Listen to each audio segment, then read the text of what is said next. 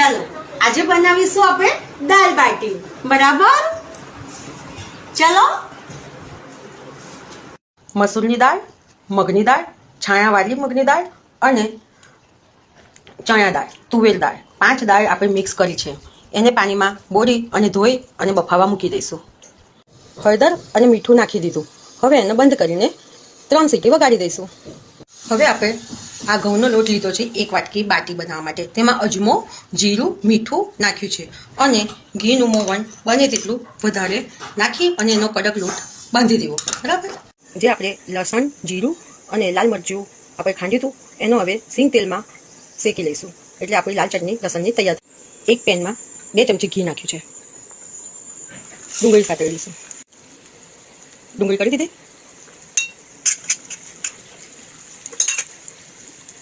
ટામેટા નાખીશું.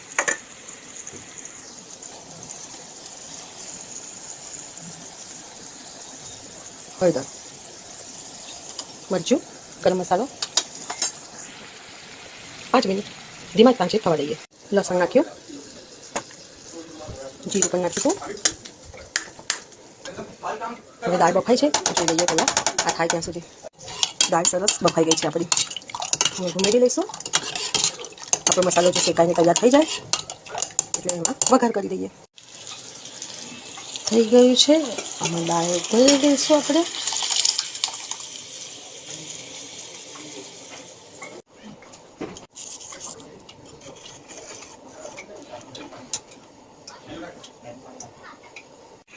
દાળ થઈ ગઈ છે તૈયાર. હવે આપણે સાઈડ પર કુકરમાં 3 ચમચી જેટલું ઘી નાખી દેવાનું. જે બાટી બનાવી હતી એને મૂકવાની.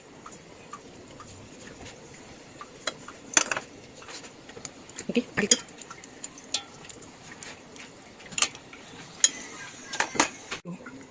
સીટી કાઢી અને ઢક્કન ઢાંકી દીધું છે. બસ હવે એકદમ ગેસ એકદમ ધીમી ફ્લેમ પર રાખી અને થવા દેવાનું. હવે આ થઈ ગઈ આપણી દાલ બાટી તૈયાર.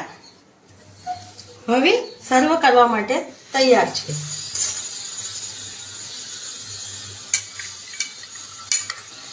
આમાં નાખીશું ઘી.